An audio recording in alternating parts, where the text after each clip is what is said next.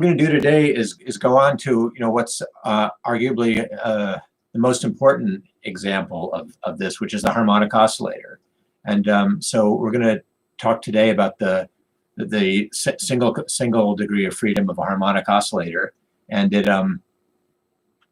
and talk about a variety of methods for solving that. But this is really kind of extremely important because it turns out that the large numbers of the applications of quantum mechanics are really kind of come down to studying some system and then realizing it as some collection of harmonic oscillators, often an infinite collection if you're doing quantum field theory. But today we'll start on that. And again, it's also a topic. The first part of what I'll do today is stuff which is in pretty much every quantum mechanics textbook. So any quantum mechanics textbook will have a pretty extensive discussion of the harmonic oscillator, and you should take a look at that if you haven't seen something like that before. Okay, but let me just quickly review kind of what we did last time, since that went by so fast. And I want to make a couple points about that. So last time was the Coulomb potential.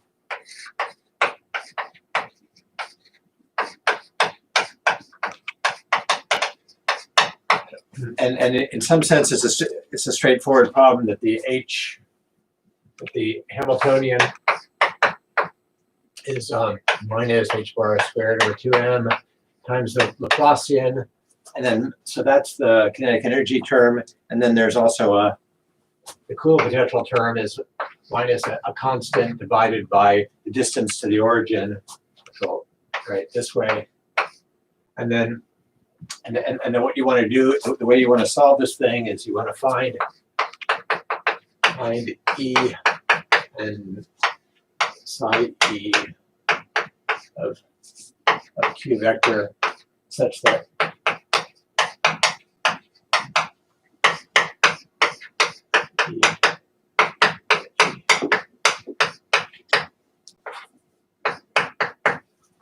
okay. Because the point about finding energy, once you found the energy eigenfunctions and the energy eigenstates, you can decompose some arbitrary initial data into these, and then at all later times you automatically solve the Schrdinger equation, because for these guys psi E just anyway. If you have an energy eigenfunction, then the time dependence is just given by e to the I et. So this kind of solves the Schrdinger equation if you can actually find these things. But the problem is, so what you've got here is this is a second order partial differential equation in 2 dimensions. It's linear, but it's got this funny it's linear in psi, but it's got this funny dependence upon the position variable, and so you have to find solutions to this, and the answer to what you find is this. If we take the energy going this way, and this is E is equal to 0. What you find out, we didn't look at these, but you find scattering solutions for what happens for positive energy is you get kind of deformed versions in plane wave solutions. But then what happens for negative energy is you get a lowest so you get for E less than 0, what you get energy values given by, let me not write it down, but so E sub n is a negative number times some positive constant I won't write down, and times 1 over n squared, and then n is equal to 1 up to infinity. Okay. So down here you find n is equal to 1 state. Here you find then there's n is equal to 2, and then these get closer and closer, and then you get as you get up closer to 0 energy, you get more and more of these states. And then what you find if you so there's a lowest energy state. This is the ground state, and in general, and if this corresponds to possible energy value eigenvalues of something moving around in the field of a hydrogen atom, the Coulomb field of a hydrogen atom, it will, what it likes to do is kind of go to its lowest energy state and sit there, and then it can't get any lower. But then what you find is that so when you start looking at these things, then for each of these eigenstates, you find for each n, you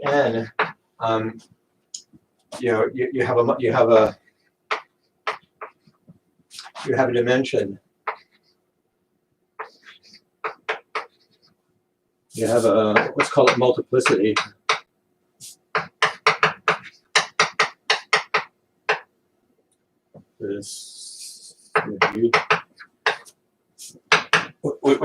Which is the dimension of the space of the dimen, which is the dim of the set of size of e's. Okay. So there can be lots of eigenfunctions with the same eigenvalue. And what happens generically in these systems, if you write down some kind of Hamiltonian with no symmetry, with no symmetries at all, some kind of completely random collection of the p's and q's, and turn it into a differential equation and try and solve it, you should get some kind of completely random set of energy eigenvalues, and each one of them corresponding, just to one solution, at least up to a constant. But if you have a symmetry, what happens? So if you have a symmetry group G,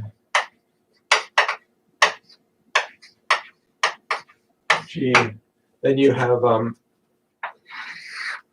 what happens is that you have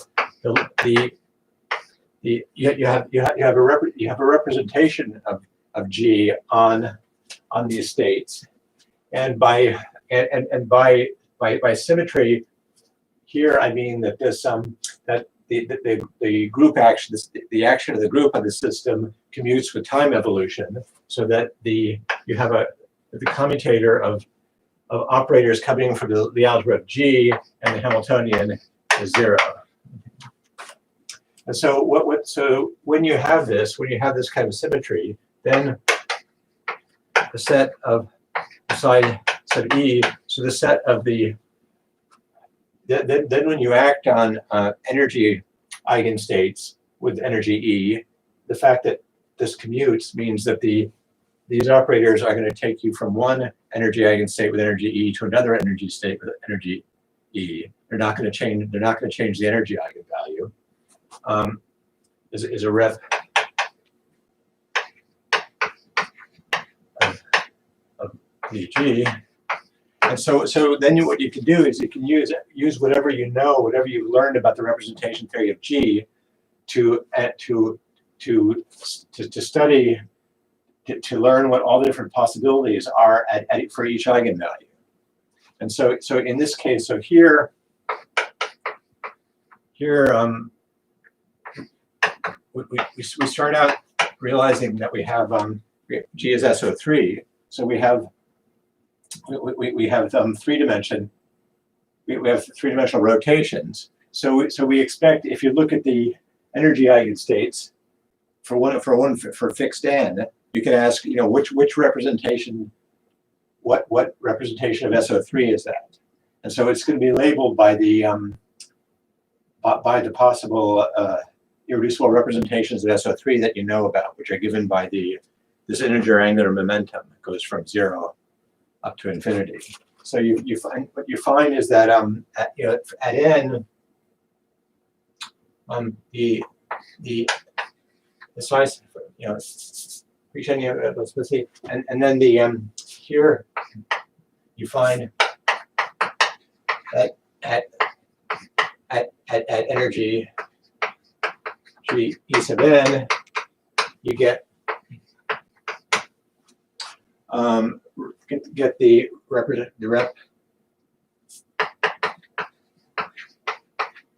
of SO3 corresponding to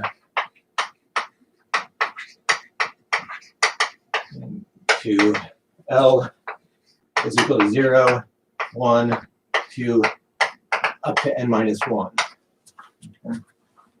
So what's happening here is that at the lowest energy eigenstate, there's only one of these guys, and he is the spin 0 representation. If you act on him by rotations, he's invariant under rotations. And so if you explicitly look at the, you can actually, if you explicitly solve this and actually find these guys, you can actually look at them and see how they behave under rotations. And you'll see that there's only one of them here, and it's invariant under rotations. If you go up to n is equal to 2, then you'll find that there's an invariant one, but then there's also a spin 1, 1, 1. So there's going to be 4 energy eigenvalues. There's going to be a 4-dimensional space of states with the energy eigenvalue e sub 2 for the 1/2 squared, and it's going to have a piece which is L is equal to 0, which is rotationally invariant. Then it's going to have a piece which has spin 1 or angular momentum 1, and so its dependence upon the angular variables is going to be given by the L is equal to 1. The possible L is equal to 1 spherical harmonics. And so as you go up, the multiplicity is increasing. Now, again, okay, but if you look at this, if you have some experience with this, this looks a little bit funny because, again, the argument is that generically, if there's no symmetry, you should only have things should just have multiplicity 1. Now, if you have some symmetry, the fact that they come into the energy eigenstates give you irreducible representations of the group means that you're going to have,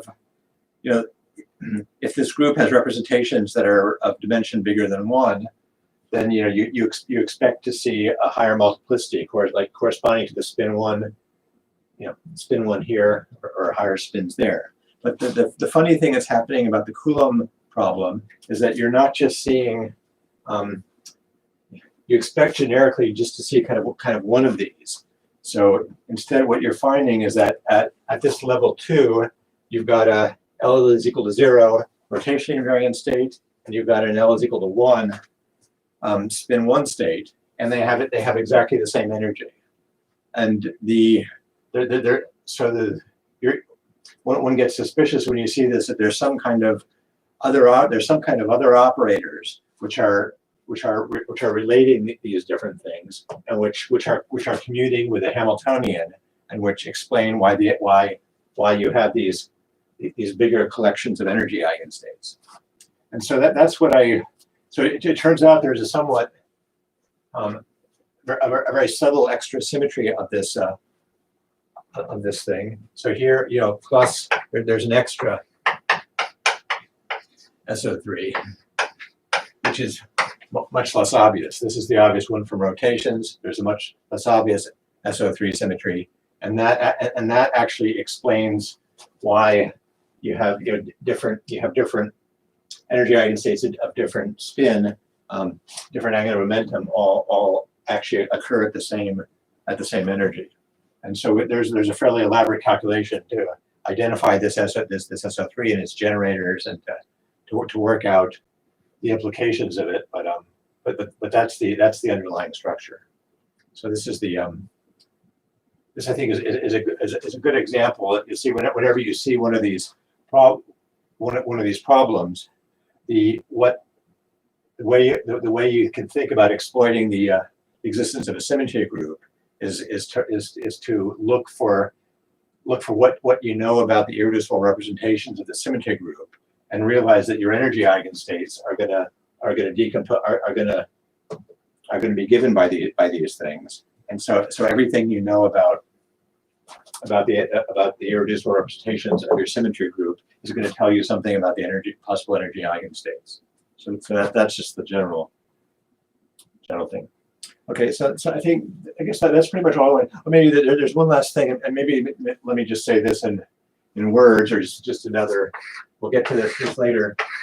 So if you actually want to, the other thing that historically very important about this, of course, is that this formula corresponds precisely to the to what you see in the hydrogen atom. If you actually, the spectrum of the hydrogen atom is exactly given by this law, and so this was one of the first indications that quantum mechanics, there's something very, very true about it, that it exactly reproduced what you would get for the hydrogen atom. If you actually want to compare this whole story though to what you actually see if you actually look at a hydrogen atom. A hydrogen atom, in some, to a good approximation, is kind of a heavy proton and giving you kind of a fixed Coulomb potential and a light electron that's moving around in this kind of fixed potential of the proton. But you don't see quite this. You actually see so actually you find so actually the energy levels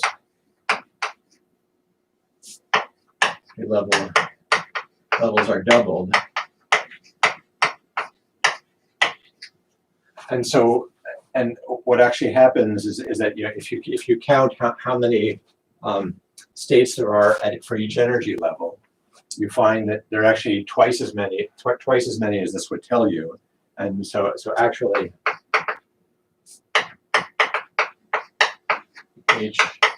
so the appropriate version of your state space is what we're here. You can work with L2 functions, but you have to double it. You have to.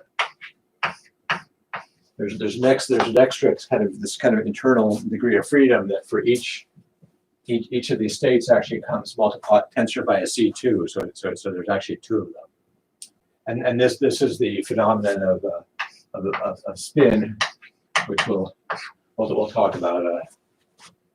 That these whatever these elementary particles are that are moving in the field of the proton, and they're making up that are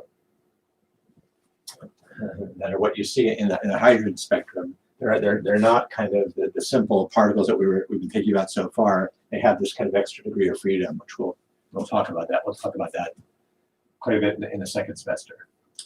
So anyway, but that's pretty much the whole story about hydrogen or about the Coulomb potential. Are there any questions about this before I go on to something new? The orbits, the radius of the orbits are a square integer, square of integer.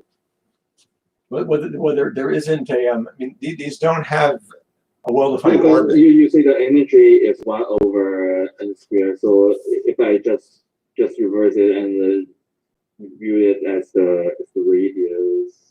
Yeah, but they're not. So the example. So the I mean, I think I wrote down what the actual wave functions are. But so the point is that these things don't have a. Yeah. So these things don't have a well-defined position. I mean, they have a wave function. So the psi e is going to be. Actually, did I write down one of those? So actually, just for instance, I guess is the if you look at, let's just write down one of these guys. So for at n is equal to 0, then sorry, n is equal to 1. That's the lowest one. Then you have that psi e1 is this function. It's 1 over the pi a0 cubed at e to the minus r over a0. Okay, so it's something that looks like. I mean, it has a characteristic radius, right? And then, if you look at the higher ones, what is it? You get e over. Yeah. Anyway, then as you. Well, yeah. So then the higher ones are going to be. I mean, if there's E2 here, I think then you get a 2 here. So you're. I mean, these things don't have well-defined orbits. They do have an exponential fall off at a characteristic distance scale, and that distance scale does grow with n. Is that? But it's not like in the old quantum theory before you had this. You know, you tried to they were trying to interpret these things as having well-defined orbits which were quantized for some reason, and that was the Bohr model. But in this model, you have, yeah, you know, you just have a wave function. You don't have an orbit. And the square, if you take the square of this thing, that will give you the probability of finding the particle at that radius. But it's going to be it could be anywhere. It doesn't have but it does have a well-defined scale given by this. Okay. Any other questions? Anyway, and there's a lot of beautiful physics about all this, about the hydrogen atom, and then also what happens if you if you start putting multiple electrons in this kind of potential, and you ask what atomic spectra are going to look like in general, and you get all sorts of complicated things you can say, which is a beautiful story, but we won't go any farther with that. Okay, so let me get into the harmonic oscillator. Let's get back to this. Okay. And so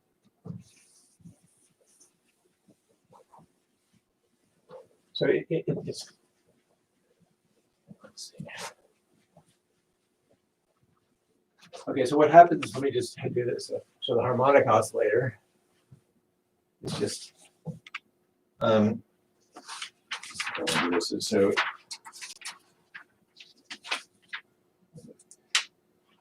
it's so you take this and then you take a potential which you take a potential which is, instead of being a 1 over r, it's just a quadratic function in Q. And then for various reasons, let me set the I'll just choose some constants like this, omega. But this is really just kind of a quadratic potential, and then this omega is just some constant telling you what the quadratic potential is. So what's going to happen here with this guy is now the potential the Q or Q vector. Well, I guess it's anyway. It's just it's the same. Is it omega here or omega square? Did I? Oh yeah, omega squared. Thank you. Thank you. Yes. Okay, and so so classically the way the harmonic oscillator works is that there's solutions in this. There's a solution where you just kind of sit at the bottom of the potential. And then there's orbits where you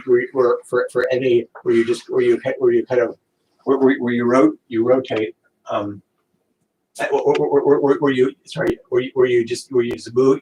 we're in Q space, sorry. So where you just move back and forth with some characteristic frequency, and this omega is chosen to be the characteristic frequency.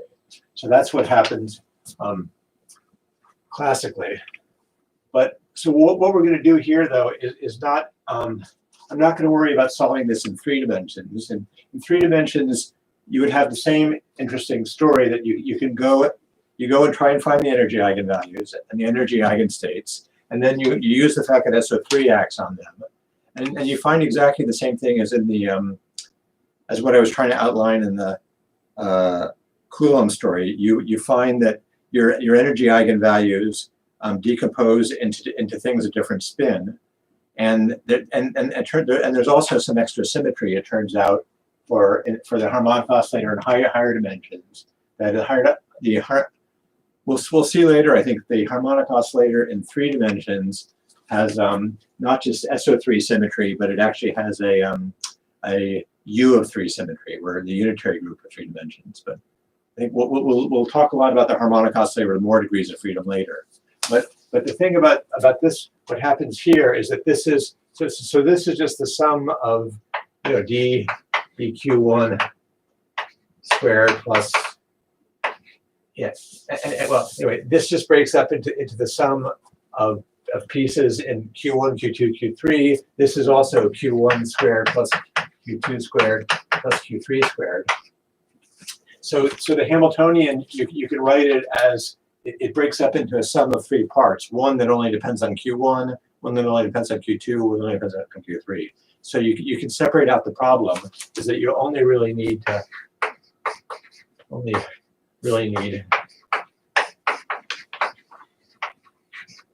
study H is H bar squared over 2m Q squared. So you only really need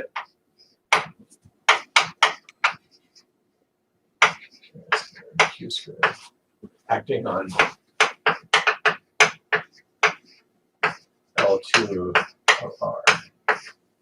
So in other words, you only really need to study the one-dimensional case, because this guy separates out, and this is just kind of three copies. It's really just three copies of what happens in the one-dimensional case. If you understand how to solve the one-dimensional case, then the d-dimensional case is just the tensor product of d independent copies of the one-dimensional case, and the operators are just the sums of the operators of d copies of the one-dimensional case. So we really only need to study this guy. And let me. Okay, so one thing you can do, what you can do with this is if you write this in terms of P and Q operators. Well, actually, let me not even do that. Let's just leave it like this. And one thing you can say is you want to find solutions to the eigenvalue problem.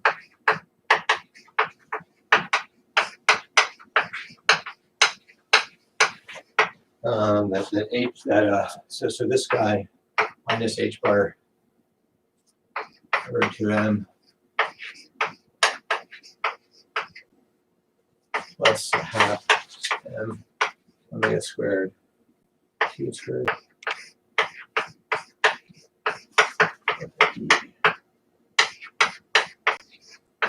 Yeah. So you want to find one. Yeah. So I want to ask a question here. Yeah. About why we only need to study this 1D system. Yeah. Because in 3D we have SO3 symmetry, but in 1D, what kind of symmetry do we have? Well, there is. We only have SO1 symmetry. Yeah. So there's I guess the only all you have in one dimension here, you actually have reflection symmetry. Q goes to minus Q. So you can ask how the states. Anyway, you can ask how the states behave under reflection. Q goes to minus Q, and there's two possibilities: either they're even or odd. Those are the irreducible representations. So it's not very interesting.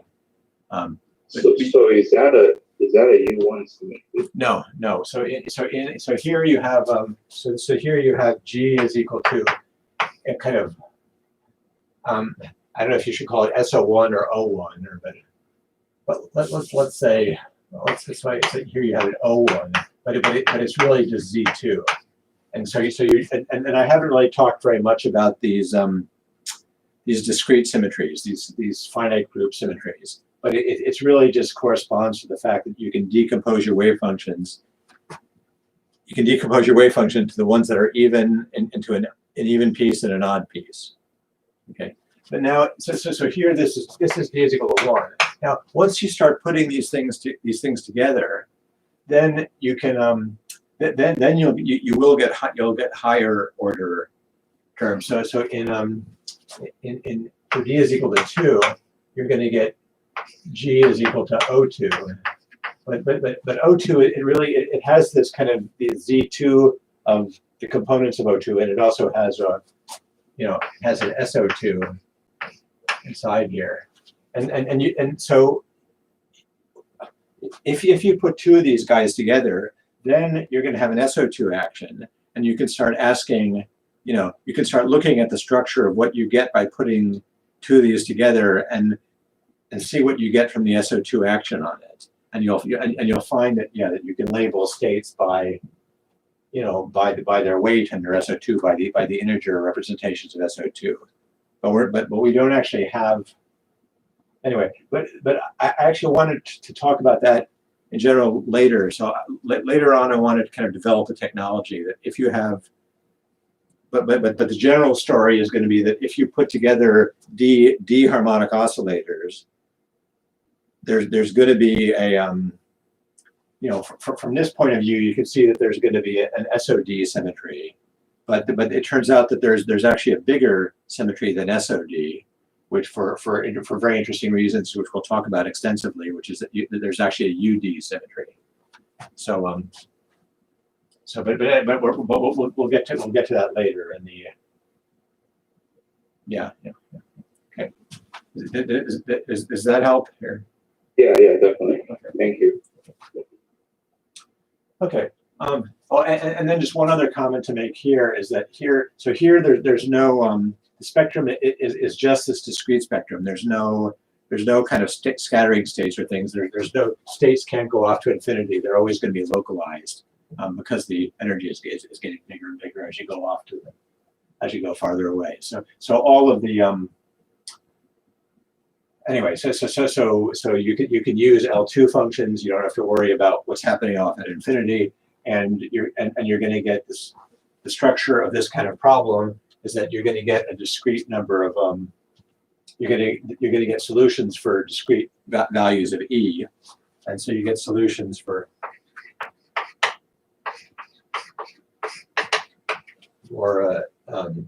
E is equal to h bar omega times n plus a half 0.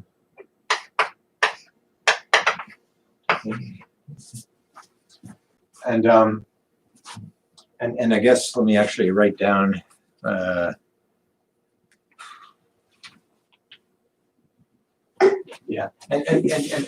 I'll say more about this later. So I'm not okay. Let me just say that the then psi n of the actual wave functions are given by they're given by some complicated number to get the normalization right, and then some function which depends upon m h bar q and e to the minus there's another number m omega over 2 h bars or q squared. Okay. I hope it's readable. But so roughly what these things are is that they're Gaussians with a certain characteristic width. So this is an e to the minus this number times q squared. So they're Gaussians multiplied by some polynomials, and these are called Hermite polynomials.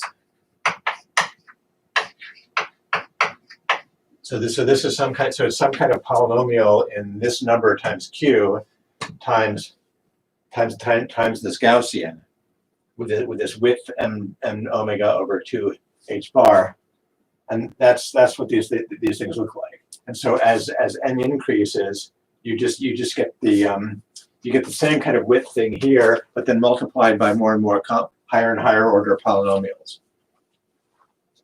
And I think. Also, this Hermitian polynomial only defined for one-dimensional space or for higher dimensional space? Well, I'm just solving the one-dimensional problem. Okay. Yeah, and then the problem becomes that if you then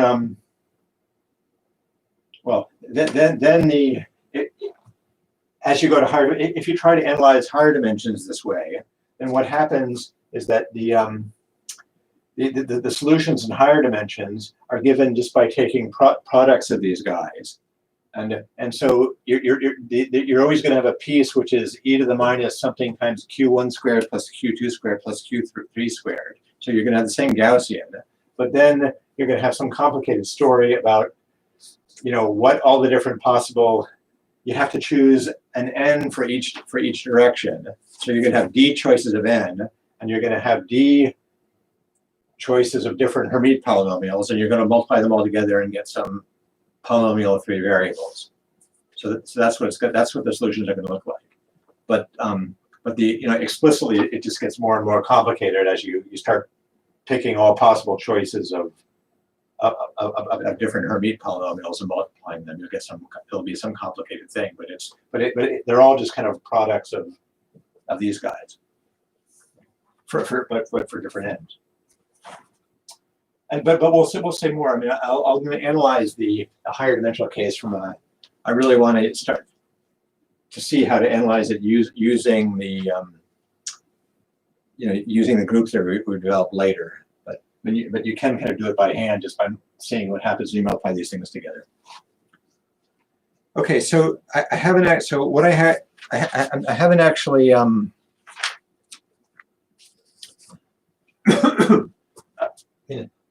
So again, if you go to pretty much any physics textbook, if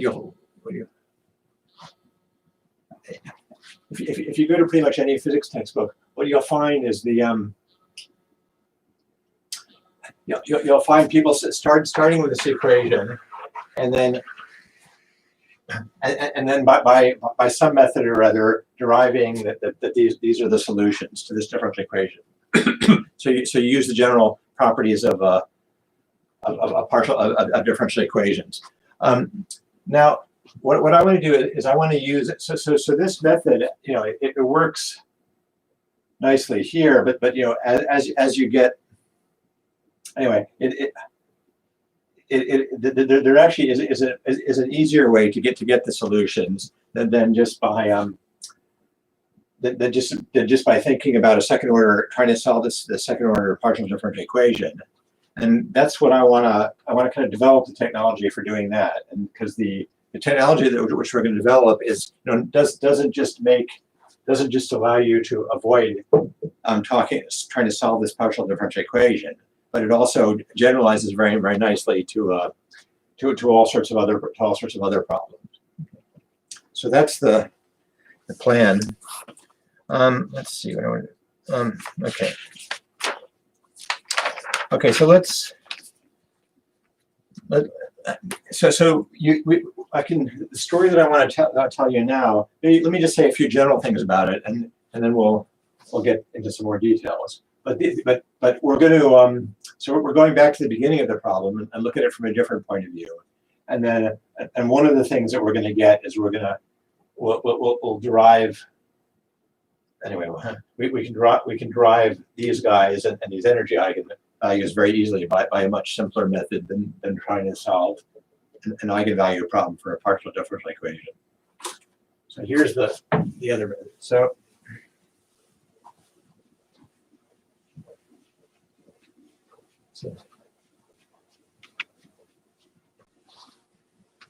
the idea.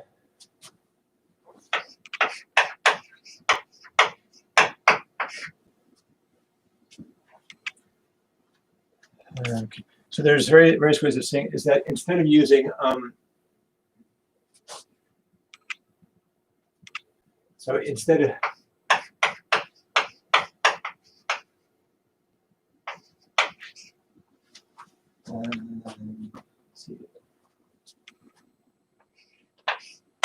of thinking of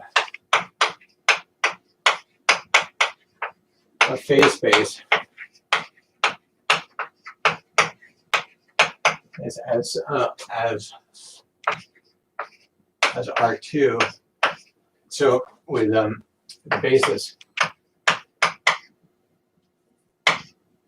so Q and P, and then quantizing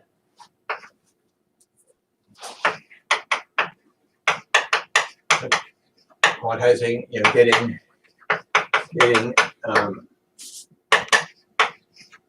Q and P, and so these have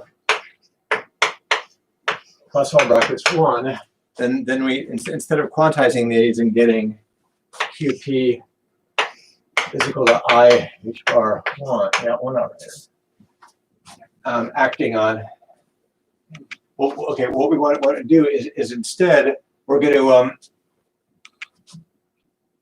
instead consider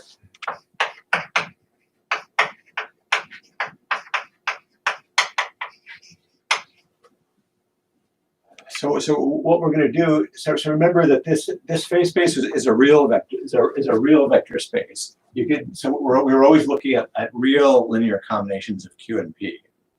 So the interesting trick is to take your phase space R2, instead you complexify phase space.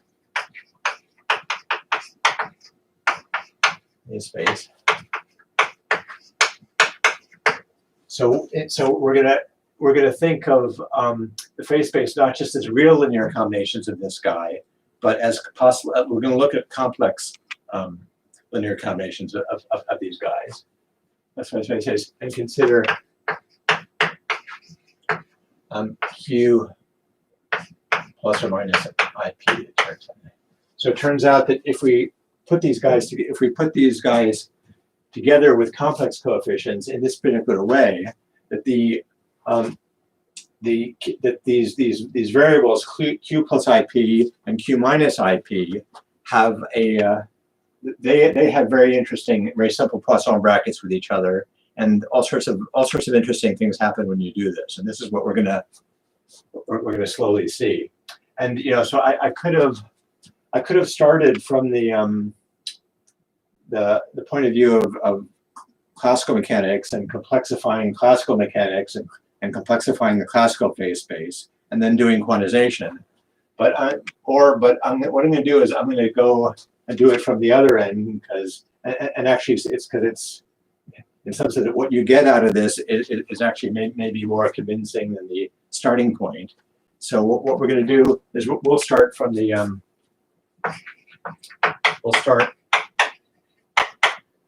from the quantum theory.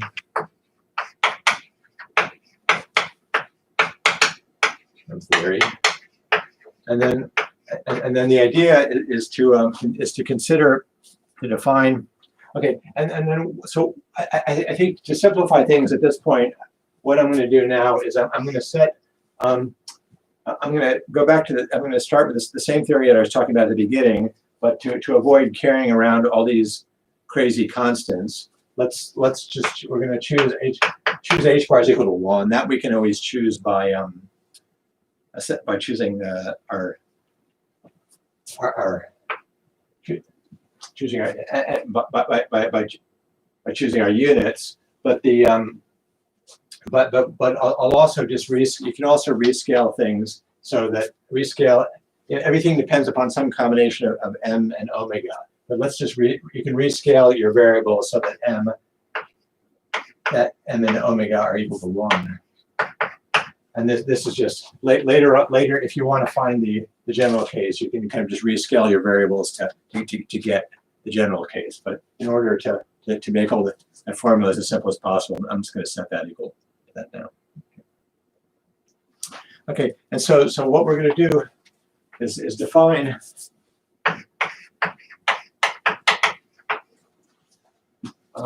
let's see. So a new operator A, which is going to, and we'll call it, well, what it'll be 1 over. I guess I'm going to get this right. So it's 1 over the square root of 2 Q plus I times 1 over the square root of 2 P.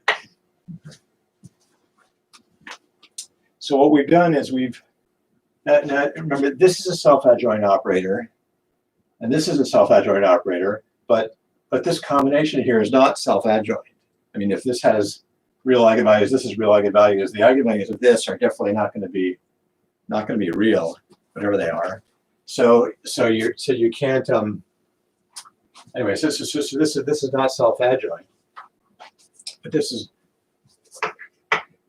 not self-adjoint.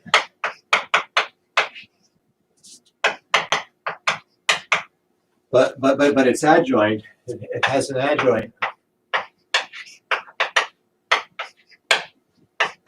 if you look at what the adjoint operator is, right this way, it's the same thing.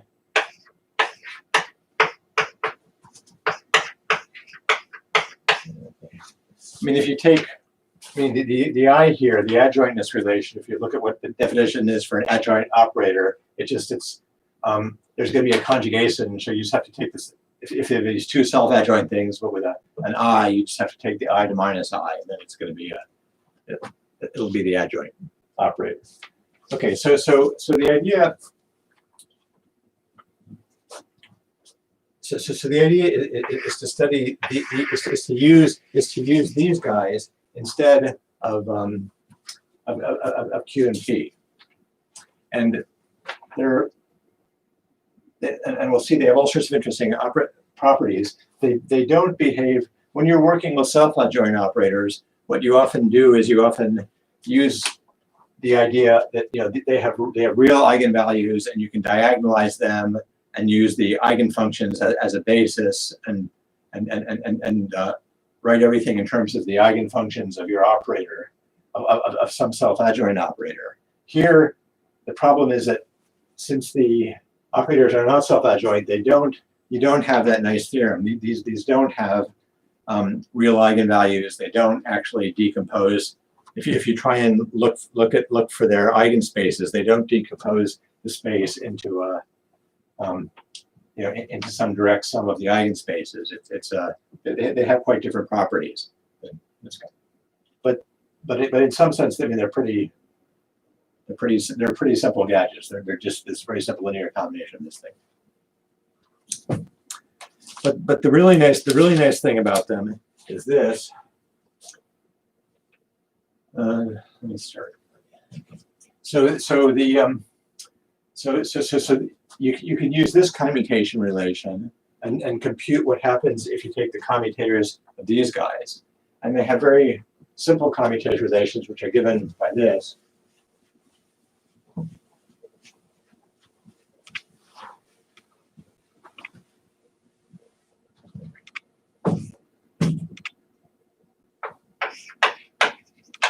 Commutation relation.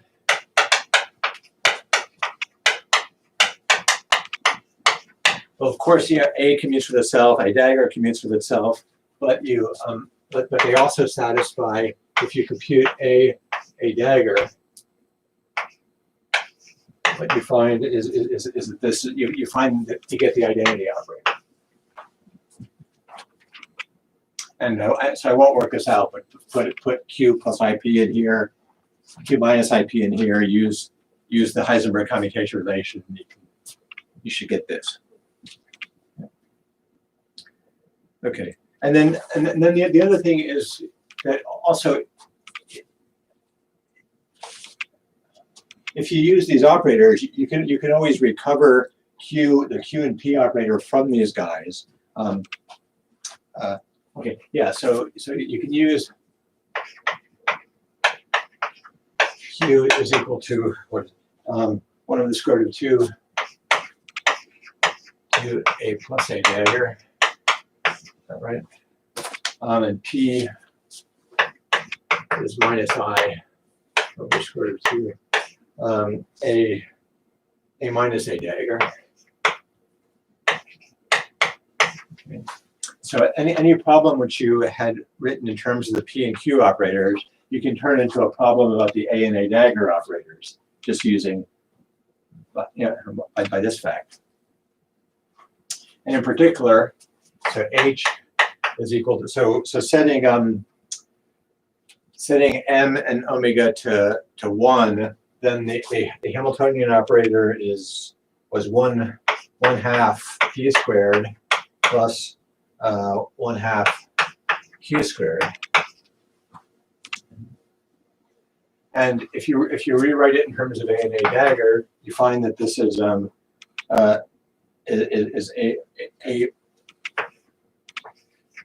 dagger A plus A. Sorry, I want to do it A dagger plus A dagger A.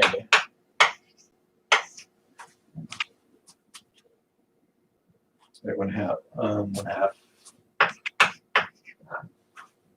that. But then if you use this guy, so this is a dagger minus a dagger a. So you use this relation to change this guy into another one of these, and then a 1, and you find that this is a half a dagger. Sorry, no, it's a dagger plus a half.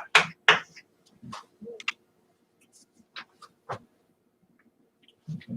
And then actually, if you put the constants back in, you'll find that there's an h bar omega here. There's an h bar omega. So you've got so this is a combination. So this combination here is kind of Planck's. It's kind of the fundamental unit of energy, that all of your energies are always going to just depend upon h bar omega, and this is this combination that Planck first discovered, and then they're going to depend upon. So your energy eigenvalues are going to be h bar omega times whatever the eigenvalues of this operator are, and we know the energy eigenvalues are going to have halves in them, and then plus whatever the energy eigenvalues of this guy are. I think the last equation, should it be a dagger a? Probably. Yes. Yes. Thank you. Yes. Yeah. Thank you. Yes. Thanks. Okay. Thanks. Okay. And so we really want to study.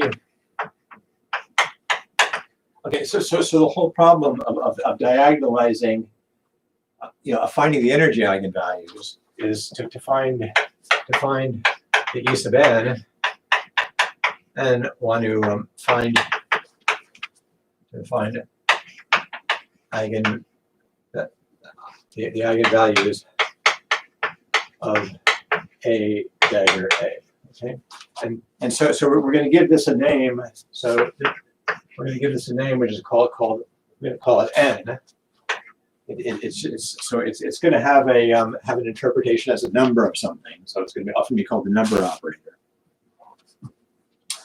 And then what you do is what you show. So the argument is that you look at what the commutations of n with a and a with a and a dagger, and you find that n. So this computation is easy using the properties of commutators. You find that it's minus a and n a dagger is plus a. Okay. So anyway, you can do this computation. Just plug this in here. Use this relation and the property and some of the properties of commutators. The fact that this kind of derivation property of commutators we always use in some of these other calculations, and you should see that this is true. Okay, and then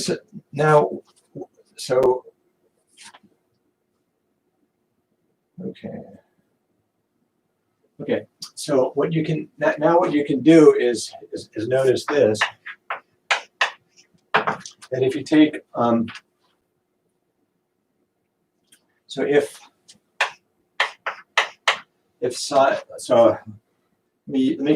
me use this notation. So if your state is a state labeled by, I'm going to label by some number c, which is the eigenvalue of n. So n c c.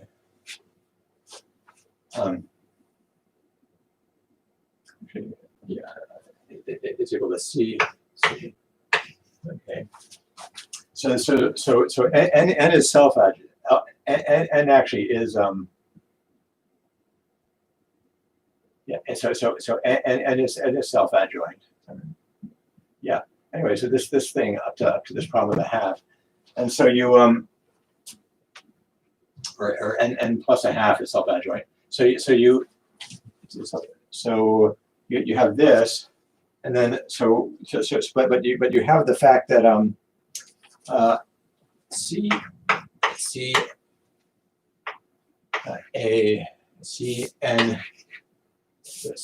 dagger A C is just C times the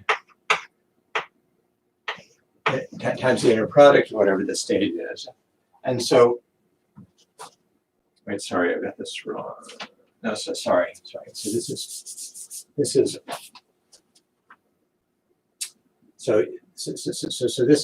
the, so you can write this as so this guy is the adjoint operator acting this guy. This guy is a C kind of at the this is the transpose state for this guy times a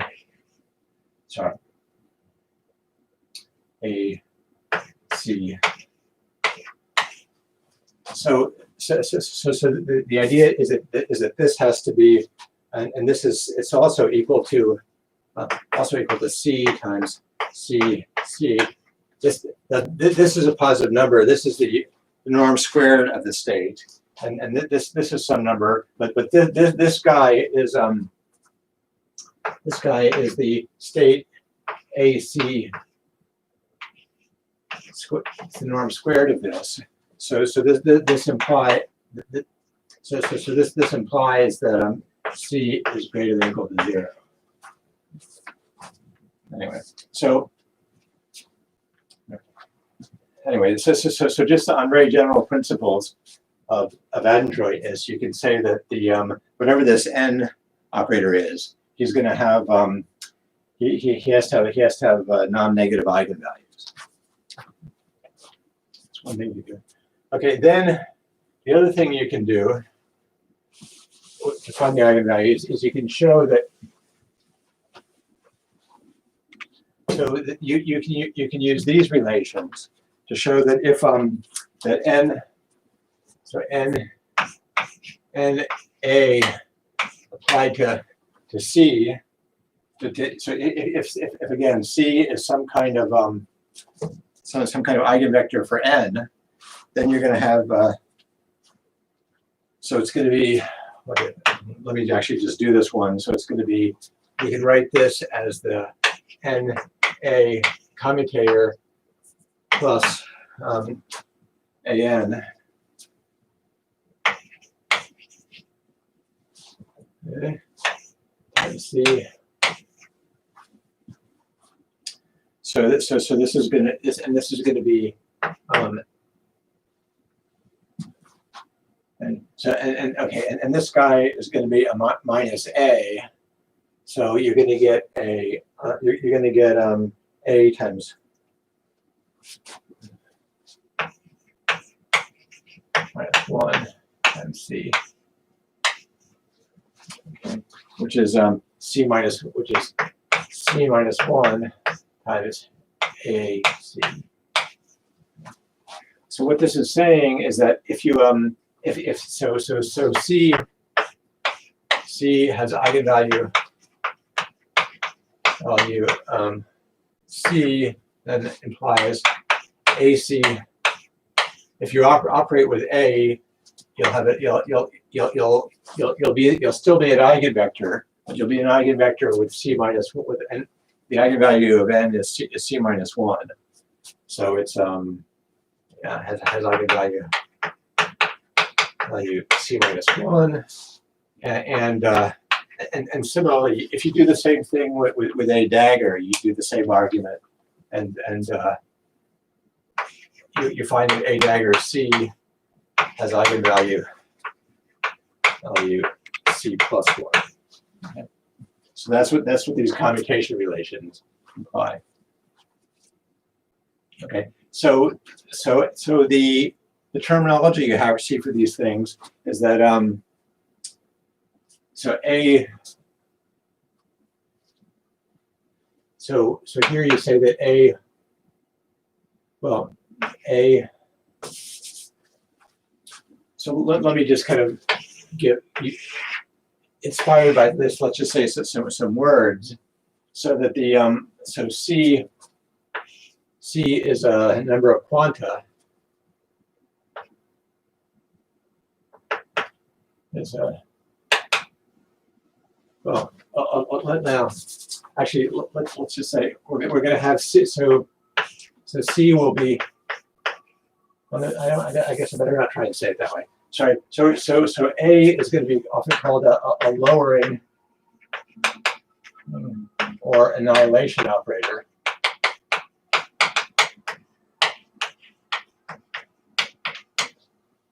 A dagger is called a raising or creation operator.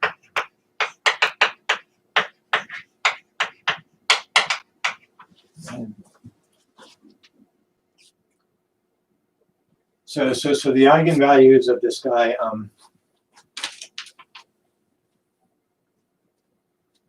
Okay. Anyway, so.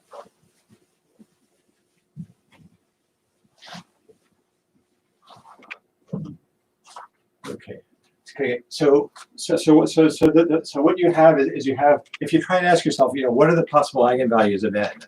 Well, they've got to be they're going to be spaced by integers. That if you have a certain eigenvalue for n, you're going to also have all integers.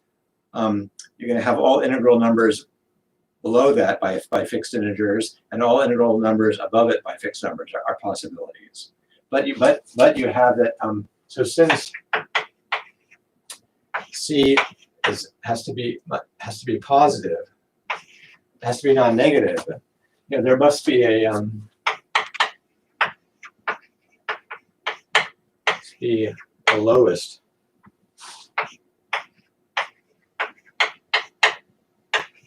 eigenvector.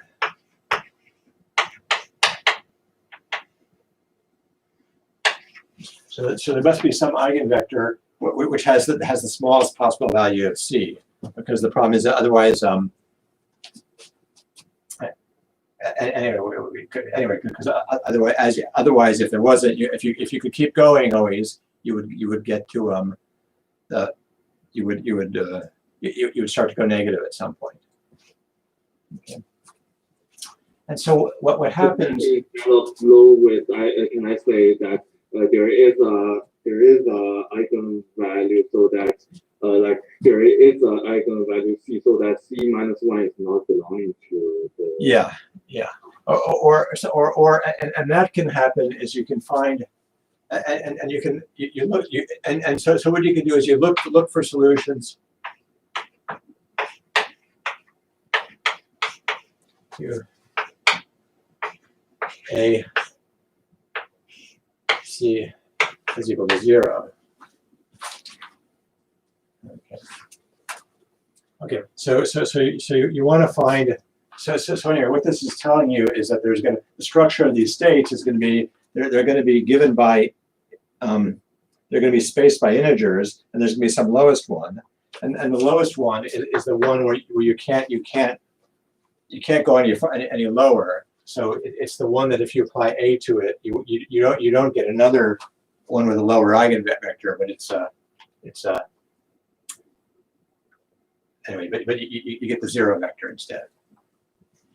And this, but this one is going to correspond. This one is going to have. Remember, n is a dagger A. So this will have n. This will have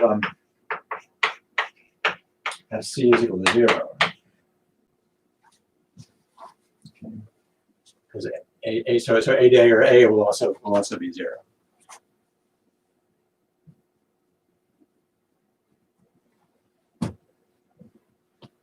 Okay, but so anyway, I mean, you can very quickly solve the first order ODE, right? Yeah, exactly. So exactly. So this is the way to solve our problem. So what we find is we find one is that the eigenvalues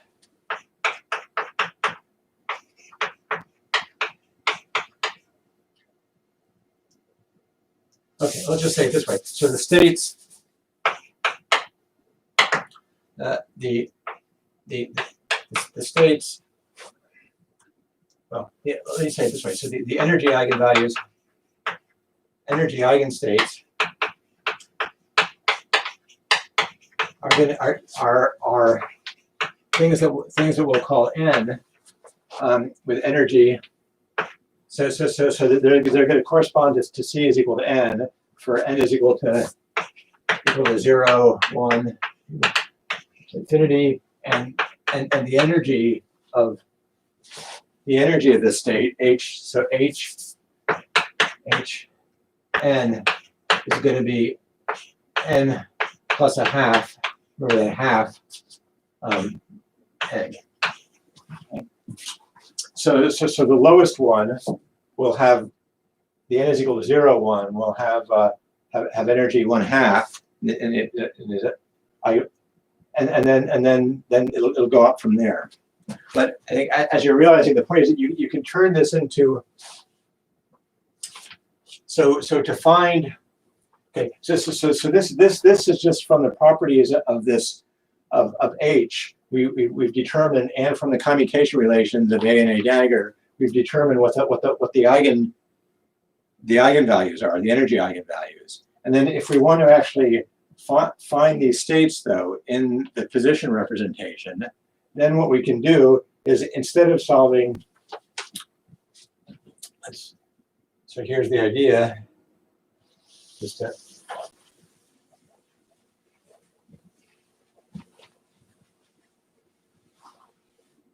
so instead of to find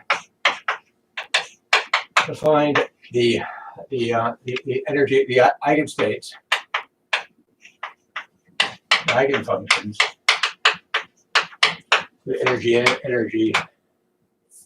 So if you want to think of these as wave functions, if you want to find this thing, what you do is one. So I mean, you could try and solve.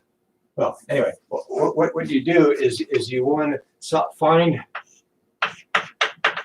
0 by solving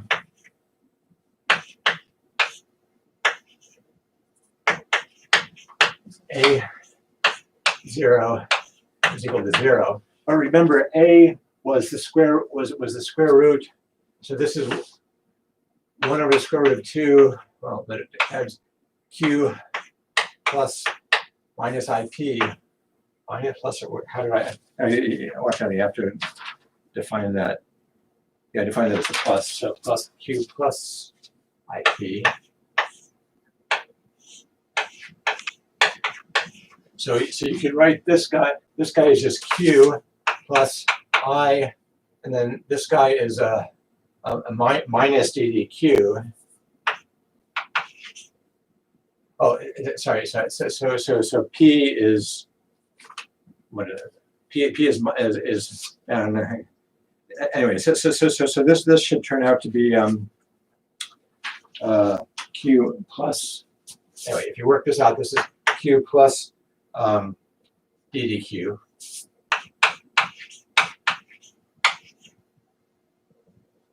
Square root 2.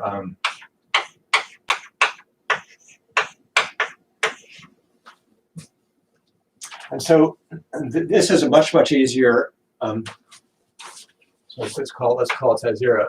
So finding this solution is much easier than finding than solving the second order differential equation. You just solve this equation and you find that this is just e to the minus. So it implies that size 0 of Q is going to be some constant times e to the minus 1/2 Q squared, right? Yeah. Okay. And you can put the number. You can put the constant back in, but it's this Gaussian I was talking about before. And then then n is given by taking. So you use the fact that A dagger is so it is the adjoint to this thing. which is then going to be given by Q minus ddq. Is proportional. It's proportional. There's some. I'm not going to try to keep track of the constants. A dagger is proportional to Q plus minus ddq. And so what you want to do, so n is going to be up to some, you have to keep track of the constants to normalize things if you want, but n is just going to be proportional to, you just take this guy, proportional to, it's going to proportional to a dagger, n times applied to 0 to raise the eigenvalue n times to n, but that's going to be it's going to be proportional to Q minus ddq to the nth times this guy.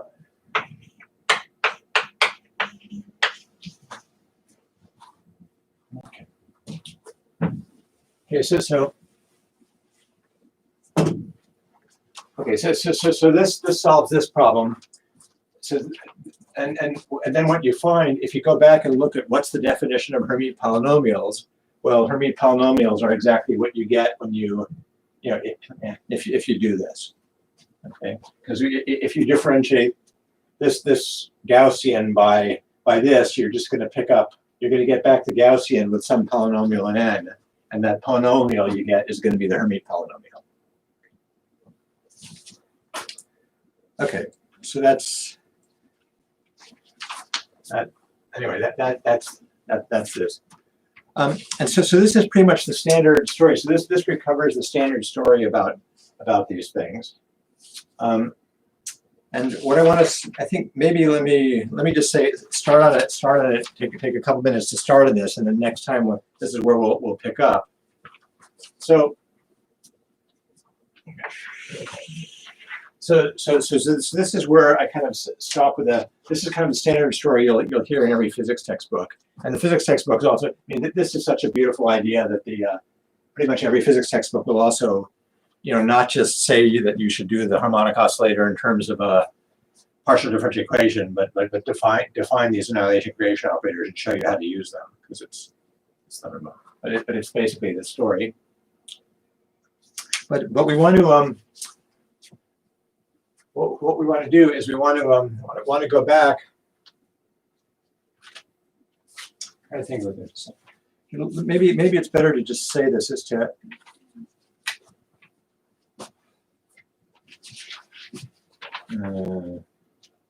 Actually, maybe okay.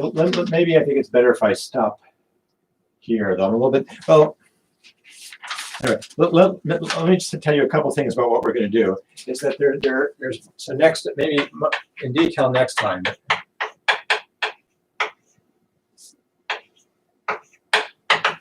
And so this is something. So we're going to try to get into a different way of thinking about the harmonic oscillator states. So in some sense, there's something kind of wrong here with this whole story.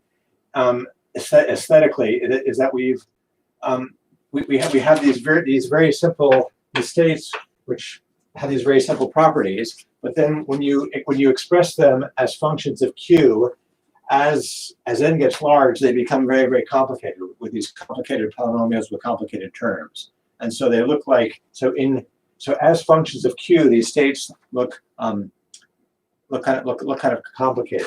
But the idea of the Bargmann-Fock, what I'll call the Bargmann-Fock representation,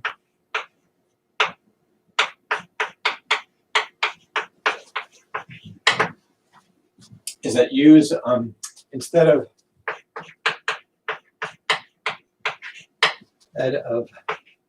functions of Q,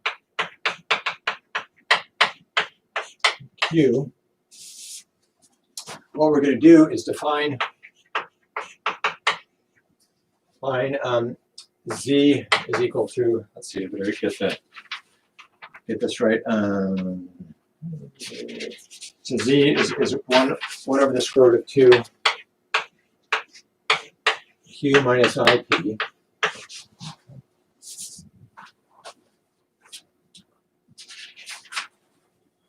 then take and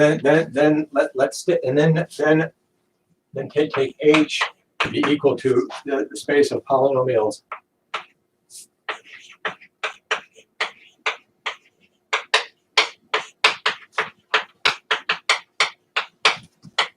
in Z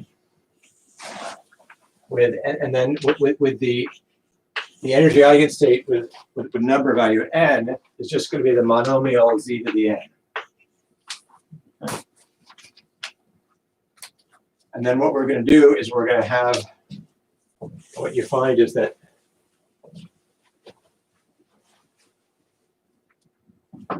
so then A dagger is just multiplication by Z, and A is dBZ. So instead of thinking about functions of Q and P, we're going to think about complex valued functions on the two-dimensional complexified phase space, and then we're going to use this coordinate Z, and then we're going to find that we're going to find that the really nice way to think about the harmonic oscillator is, instead of having these complicated functions of Q, is just to write everything in terms of, define the states as polynomial functions in terms of Z, polynomial functions of Z, and then the energy eigenstates are just the monomials.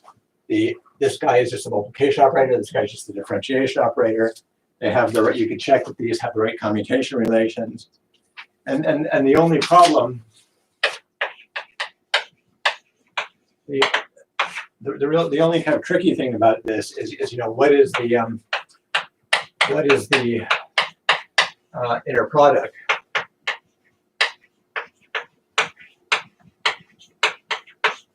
Okay, so if we're going to take our states to be just functions of Z, you can't, polynomial functions of Z. You can't just take the so the integral. Well, I mean, you have to find some kind. You have to figure out what's the standard inner product, and you would like these to give you an orthogonal basis. Right? What is the inner product such that n at Z to the n are an orthonormal basis and an orthogonal basis? You have to get the coefficient right. Basis, and Z and DDZ adjoint.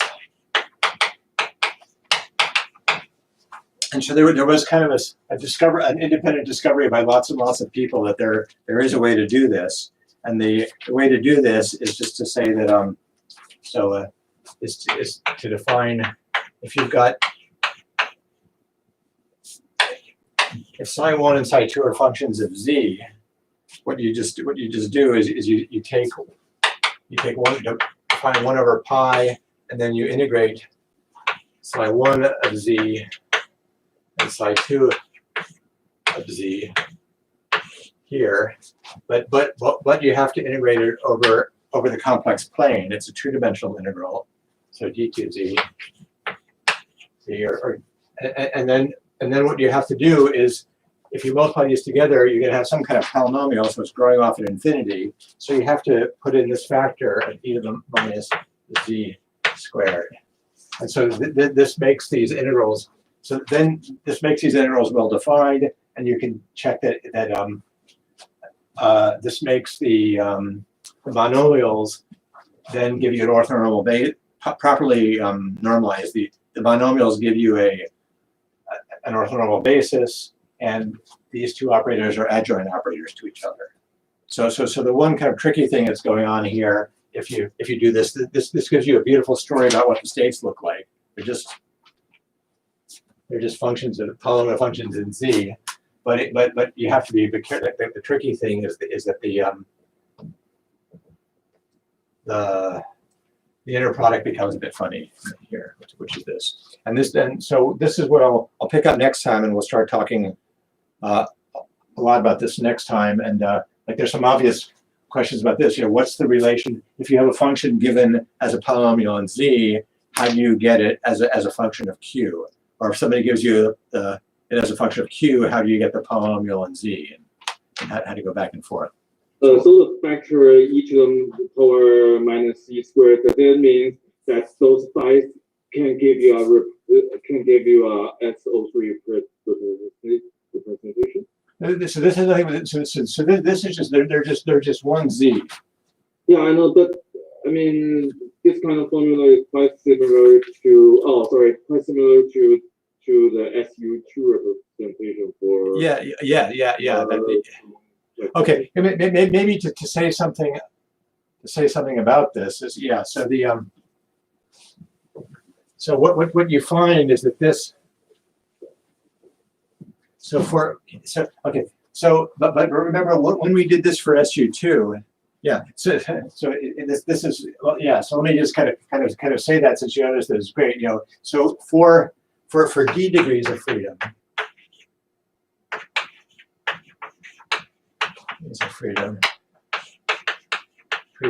you have this is invariant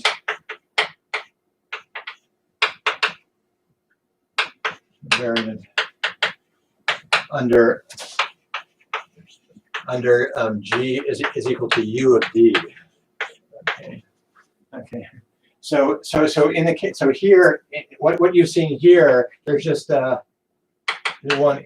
It's just U1, and so you can understand a lot of what's going on in the and I'll say more about this next time. Maybe it's I should emphasize it now, is that the fact that the harmonic oscillator problem in one variable is exactly soluble, you should have noticed that you're seeing these eigenvalues that you're getting. They're all labeled by integers, and they actually correspond. They correspond to these z to the n's, so they actually correspond to the irreducible representations of U1. Okay, but now if you have d is equal to 2, this is I think what you were noticing was that. One way I gave you to find the to construct the representations of SU2 was to look at polynomials in two variables. So these are polynomials in one variable, but if you generalize it and make this C2, make these two variables Z1, Z2, and this one Z1 squared plus Z2 squared. If you generalize this to D is equal to 2, you get a story which is invariant under U2, and so U2 has a U1, which is just the overall number, but you also have an SU2 here, and what you get is that so UD acts on the state space of D of the dim D oscillator, and in particular and then U2 acts on the D is equal to 2 case, and there exactly what you find are that the states, the energy eigenstates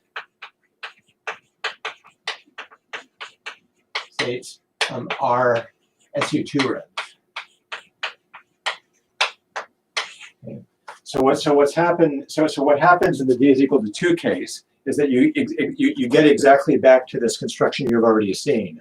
That you've already seen that the polynomials in two variables, if you look at the ones of a fixed degree, the total degree is going to be given is what the overall U1 does, and that's going to be the total energy of the oscillator states. But if you look at states of a fixed energy, which correspond to polynomials of a fixed degree, then you get an SU2 action, and you get precisely the the homogeneous polynomials give you precisely the irreducible representations of SU2 with this inner product. Is that okay? Yeah. So it's so that's This is true. And so this is something you don't often see in the physics textbooks. It was actually, I think, sometimes you'll see that the sometimes you'll find somewhere in the physics literature something about the Schrdinger Oscillator method for studying representations of SU2, and that's the physicist's name for what this is. That is what you're doing is you're realizing your because you can think of these representations of SU2 as polynomials in Z1, Z2. Well, you can think of these polynomials in Z1 and Z2 as being states in a two-dimensional harmonic oscillator, where you're